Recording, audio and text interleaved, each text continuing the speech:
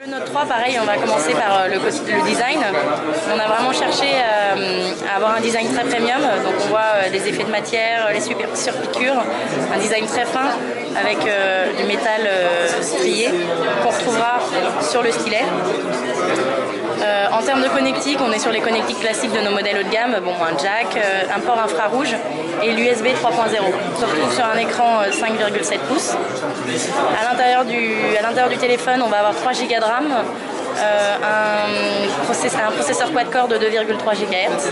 Donc vraiment, on a cherché à mettre toutes nos technologies dans ce produit. L'avantage d'un grand écran de 5,7 pouces, c'est si on peut faire beaucoup de choses dessus. Donc on a vraiment poussé le multitâche et notamment, donc là si j'appuie sur cette petite, on va retrouver ce qu'on a sur nos derniers modèles qui est la possibilité de partager l'écran entre deux applications. Donc par exemple la galerie et les mails et on va mettre aussi des cartes, on va mettre des contacts, je vais en mettre plein parce que comme ça vous allez voir tout ce qu'on peut faire avec. Et maintenant, grâce à ce petit bouton du milieu, bon déjà on peut le déplacer pour choisir un peu la taille, mais on va pouvoir aussi aller rechercher tout ce qu'on a ouvert avant. Ça c'est nouveau par rapport à l'ancien. Ça c'est nouveau. Voilà, ça c'est vraiment le côté nouveau. Et on va aussi pouvoir, autre chose, mais là, on va pouvoir ouvrir 2 fois la même application. Hangouts par exemple, je peux l'ouvrir ici et je peux l'ouvrir ici. Donc je peux parler avec Marie et avec Pierre en même temps. Quand on récupère toujours le petit bouton, on est sur sa galerie photo. Alors on va revenir carrément sur la galerie photo pour qu'on voit qu'il y a quand même toutes les photos.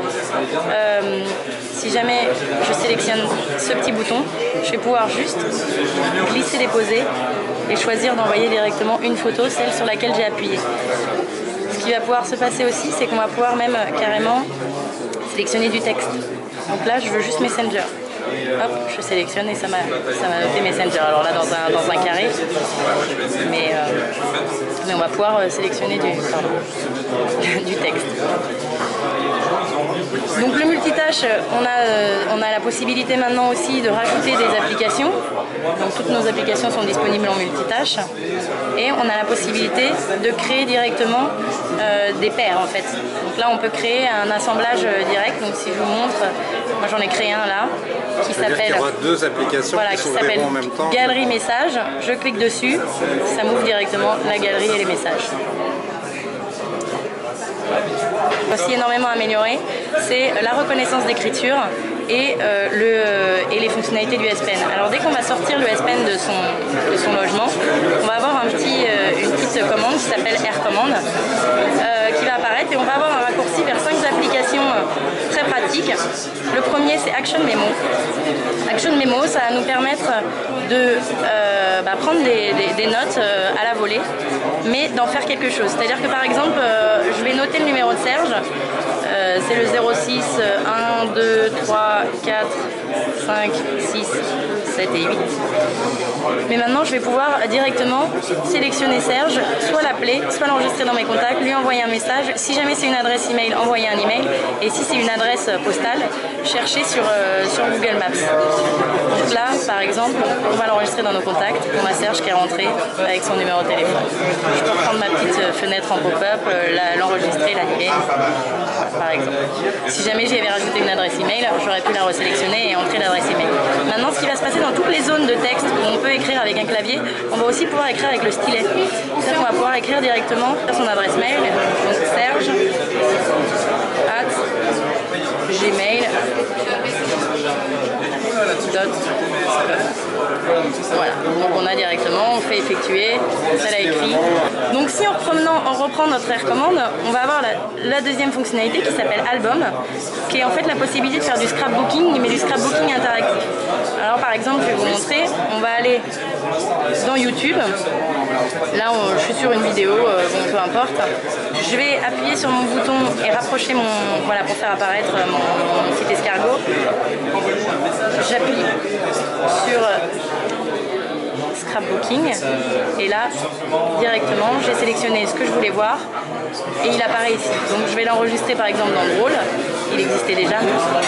On va l'enregistrer. Et maintenant, quand je reviens dans mon album, dans mon album, je vais avoir accès à tous mes menus.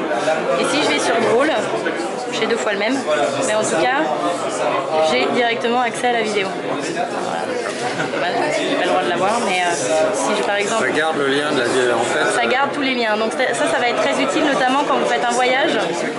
Par exemple, voilà, vous voulez aller au Mexique, et bien vous pouvez garder les liens de toutes vos pages et y avoir accès directement. C'est pas juste une capture d'écran, c'est une capture interactive. Là, pour de la musique, par exemple, on va pouvoir écouter directement la musique. La troisième, c'est très simple, ça s'appelle capture, comme l'indique pas son nom.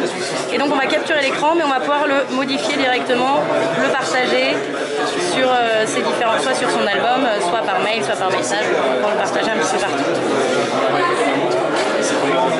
La quatrième fonctionnalité des recommandes, c'est S-Finder. S-Finder, c'est la possibilité de... C'est en fait un moteur de recherche du téléphone.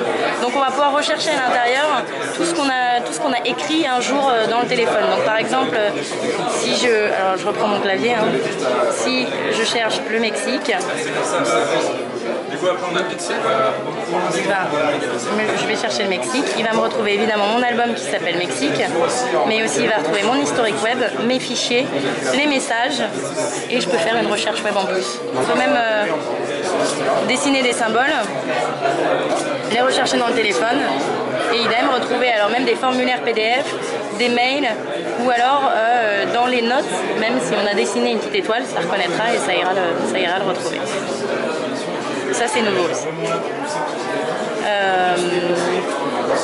Dernière petite fonctionnalité de AirCommand, c'est ce qu'on va appeler Pen Window, c'est-à-dire qu'on dessine un emplacement pour une petite fenêtre qui va apparaître. Là, par exemple, on va choisir la calculatrice.